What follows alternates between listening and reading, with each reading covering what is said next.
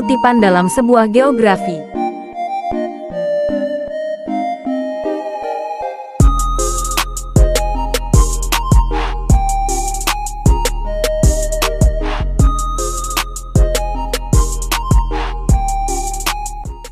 A. Pengertian teks biografi. Teks biografi dapat dipahami sebagai teks yang berisi tentang kisah atau cerita seseorang yang selama hidupnya memiliki banyak nilai yang patut diteladani bagi pembaca. B. Struktur teks biografi. 1. Orientasi.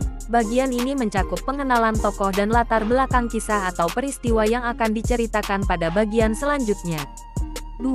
Kejadian atau peristiwa penting. Pada bagian ini, diceritakan tentang rangkaian peristiwa, yaitu kejadian-kejadian utama yang dialami tokoh.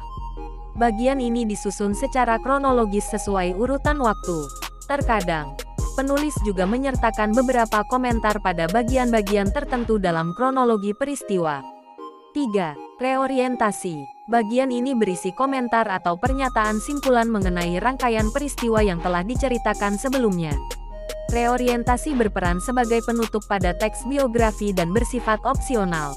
C. Ciri-ciri teks biografi. 1. Berisikan fakta yang didasarkan pada pengalaman hidup tokoh. 2. Disajikan dalam bentuk narasi. 3. Menceritakan peristiwa penting yang dialami sang tokoh sehingga bisa dijadikan teladan bagi pembaca. 4. Pola pengembangan teks biografi bersifat kronologis. 5. Karakter sang tokoh dalam teks biografi digambarkan secara langsung maupun tidak langsung. 6. Isi teks biografi menceritakan kisah atau perjalanan hidup seorang tokoh.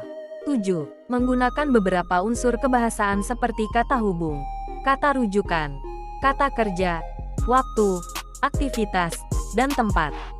8. Teks biografi dapat disajikan dalam bentuk fiksi maupun non-fiksi. D. Kaidah kebahasaan teks biografi. 1. Menggunakan kata ganti orang ketiga tunggal seperti ia, dia, beliau, dan nya. Kata ganti ini biasanya dipakai secara bervariasi untuk penyebutan nama tokoh atau panggilan tokoh. 2. Menggunakan kata ganti penunjuk yang dipakai untuk menggantikan hal yang telah disampaikan sebelumnya.